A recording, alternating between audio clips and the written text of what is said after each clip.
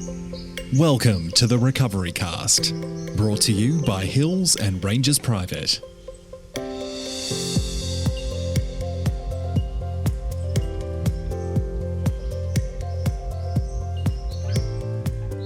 Well, hello again. Welcome back to another episode of the Recovery Cast, proudly brought to you by Hills and Rangers Private. My name is Oliver and I am a former addict in recovery. We have a bit of a different episode planned for today. I hope you really enjoy what I've got to cover for today, the 25th of October. The Recovery Cast is a podcast created by people in recovery from addiction, for people in recovery from addiction. There are many definitions of addiction, but we keep it simple. Addiction to us is when people use alcohol, drugs, or certain behaviours repetitively to their detriment. Basically, when it's a problem for them and their families. Therefore, an addict is not necessarily a needle-using junkie in a dark laneway, and an alcoholic is not necessarily a homeless man in a park. Recovery for us means using an active daily process or program to deal with alcohol use disorder, substance use disorder, or other behavioural addictions. People in recovery are committed to complete abstinence. This daily process is as important to being able to live normal lives as daily dialysis is for people with kidney problems. This podcast is meant as a support tool for those in recovery. I myself am a drug addict in recovery. However, each day we will focus on a different perspective of recovery. Everyone who participates in the podcast is in an active recovery program. Everyone who participates in this is completely abstinent. We are not affiliated with any one recovery methodology and will focus on a variety of different types of recovery, including 12-step programs like AA and NA, Smart Recovery, Celebrate Recovery, Dharma Recovery, Cognitive Behavioural Therapy, and more. And a quick disclaimer, this podcast is intended to be informative. A podcast alone cannot support your sobriety and recovery, so we suggest it as only one component of a daily recovery routine. For more information on what recovery is, go to www.rehab.melbourne. So today's episode, we're going to skip the reading and we're going to look at a program that I, until today, didn't have very much experience with. It's not a 12-step program, which is something that I found worked for me. I actually had to expand my experience and my thinking and look outside what worked for me and see what works for other people in their recoveries.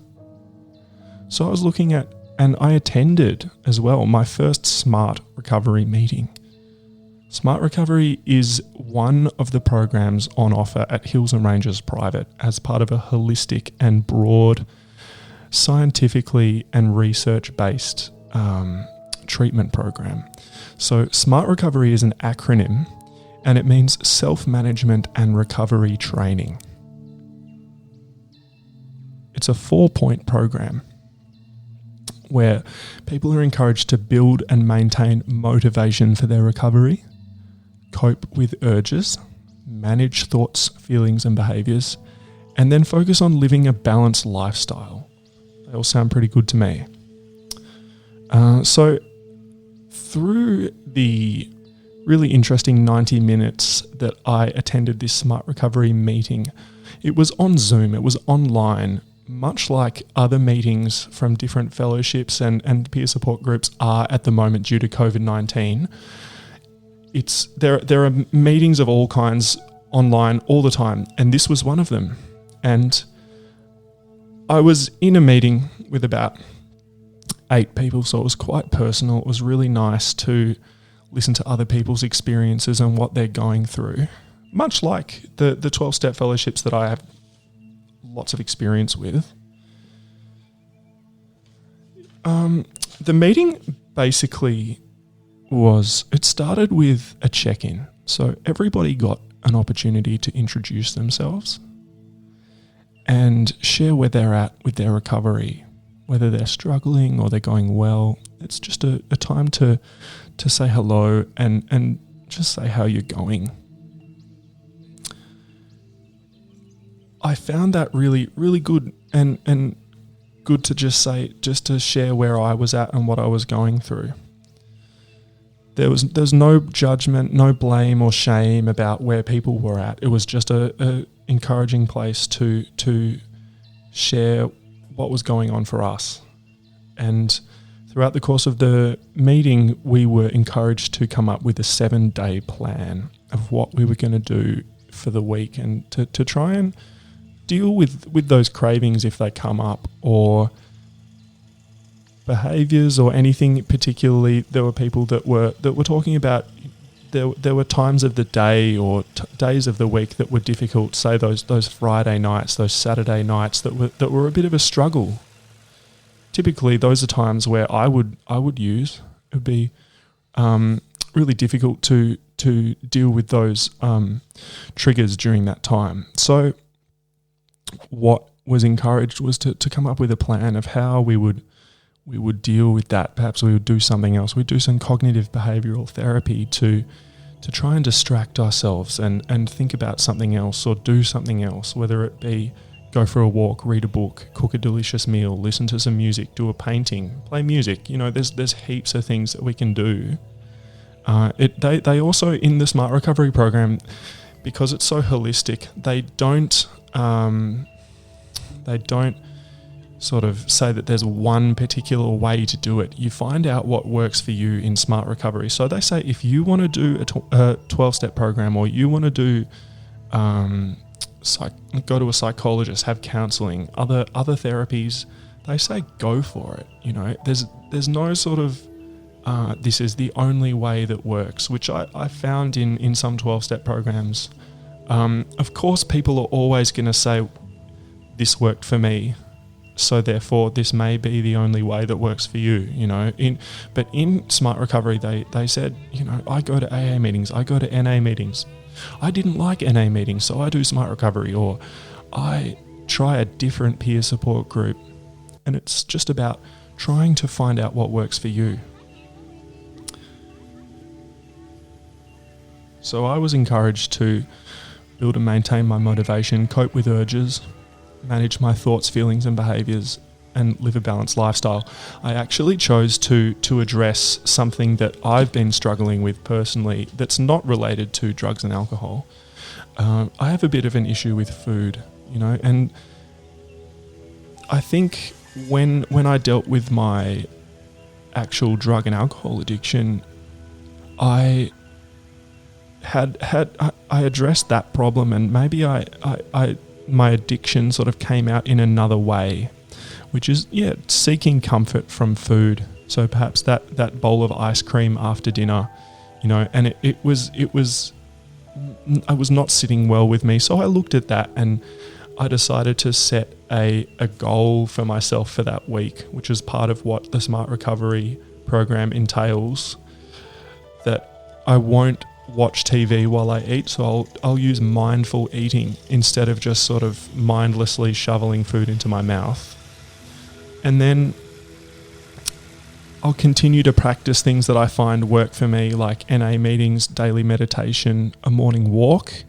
And I would try as well to limit my portions at dinner so I wouldn't go back for seconds. And that's what I've got to do this week. So I've actually taken something away from my Smart Recovery meeting today.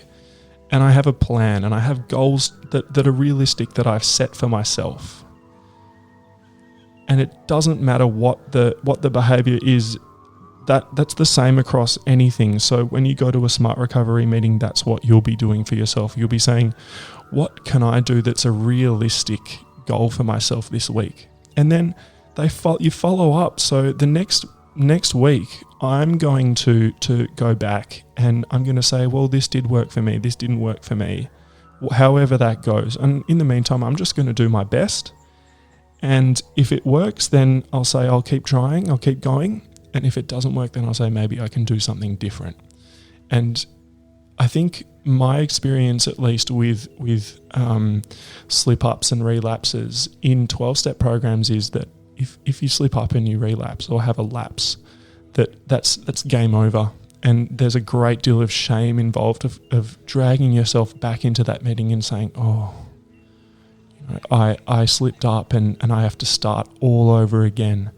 But in smart recovery, there isn't that judgment. They say that unfortunately, yes, slip-ups do happen, but what they're concerned about is that you pick yourself up and you keep going. And it's not game over. You just have to keep motivated and keep going and keep trying different things to see what works. And I found that really enlightening. We'll continue this chat after the break. You're listening to the Recovery Cast by Hills and Rangers Private. Now playing daily on iTunes, Spotify, and YouTube. For more shows, visit us at www.rehab.melbourne.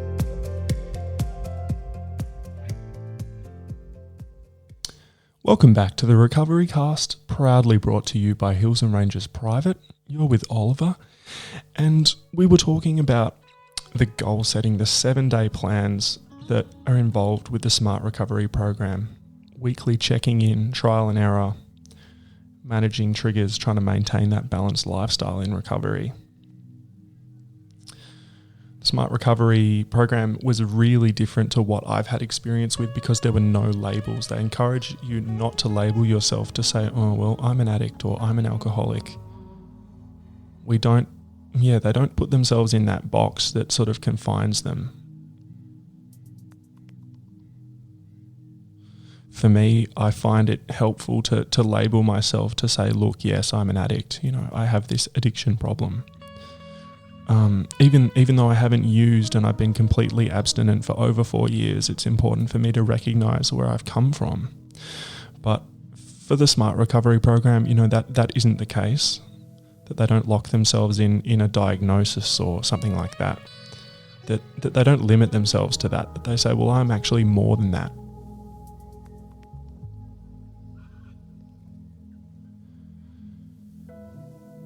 The kinds of treatment that the Smart Recovery Program utilizes is cognitive behavioral therapy, rational emotive behavioral therapy, motivational interviewing, mindfulness and relaxation techniques, and realizing your strengths and building on them. We talked about that 4-point program of building and maintaining motivation. It seems to be a really holistic program where they don't just focus on one thing, and it appears to be really sort of scientifically focused and research based, which is really, really different from my experience of what Alcoholics Anonymous and Narcotics Anonymous are like, because they're based on something that essentially some people in Akron, Ohio in America came up with in the 1920s and 30s. And this is really, really a lot more up to date. Whether that works for you, that's up to you to decide. And what I did today was I actually took my preconceived ideas of what worked for me and I put them aside and I tried something new, and that really took me back to a place in my very, very early recovery when I was in rehab and it was suggested that I go to an NA meeting. I had that open-mindedness and I'm really proud of myself for actually having another open-minded occurrence and just trying something new again. And it helped me get something out of it that I haven't experienced in a long time, really. That there's still more work to be done in my recovery. And that's pretty much, that's just really holistic of trying lots of approaches. So I'm going to continue and with this Smart Recovery, I'm going to do a weekly Smart Recovery meeting, and over the next few weeks, I'm going to check back in with you guys and let you know how I'm going in that. it's something you guys can do too. You know, you might jump on a Smart Recovery meeting and see me in there. I'm going to do Monday afternoons at 1:00. It's a good time for me. And in the meantime, there's so much other holistic stuff you can do: yoga, meditation, exercise, 12-step programs, hobbies, structure, routine, smart recovery, Dharma recovery, medicine, psychiatry, religion, group and individual counselling. That was a list, if you didn't know, that I was just reading out really rapidly, because it's a great list. So a little bit more about Smart Recovery. They have no opinion on what is known in many circles as the disease concept, to say that, well, is addiction a disease?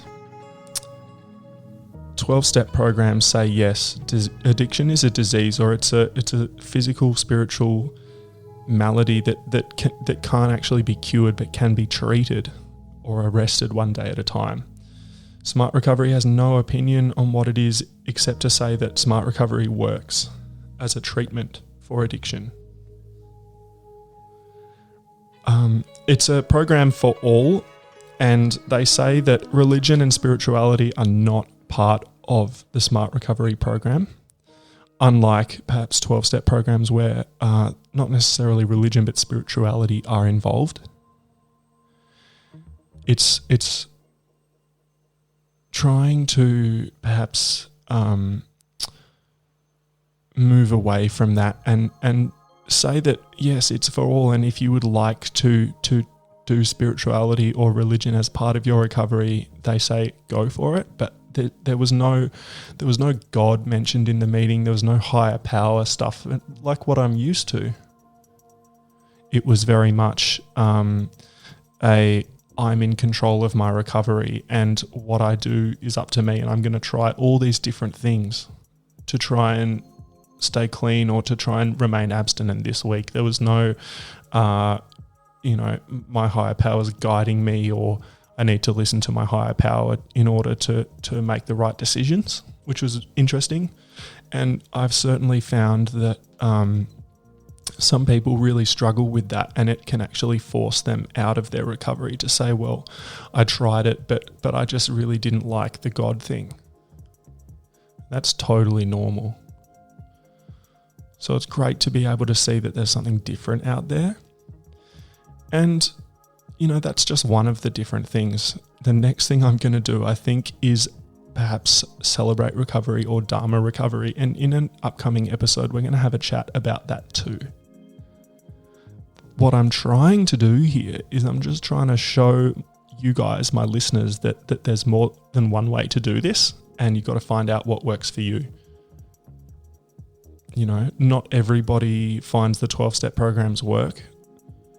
And, for those of you who are family members of people who might be struggling with addictive behavior or addiction, that I'm trying to kind of show you guys as well that there are lots of treatment options out there, and that there is hope, that there's hope for that loved one or for that family member. And there's just so many ways to do it, and we can all experience what works for us. And the main thing is to never give up and never keep striving for recovery, because in my experience, being in recovery is the best thing that's ever happened to me in my life. Quite seriously. So I hope you've really enjoyed this episode. It was a bit of a different one, and in upcoming episodes, we are going to continue to meet the staff at Hills and Ranges Private and talk about what they do and what they get out of their positions there and what it's like. Really exciting stuff. If you have any questions, I encourage you to visit www.rehab.melbourne. Get in contact with some of the staff at Hills and Ranges Private, because they have all the answers. They're experienced, they're in recovery too. They know what it's like. They've walked that path. In the meantime, I hope you have a really, really great day. See you next time. Thanks for listening. Thank you for listening to the Recovery Cast. For more, visit us at www.rehab.melbourne.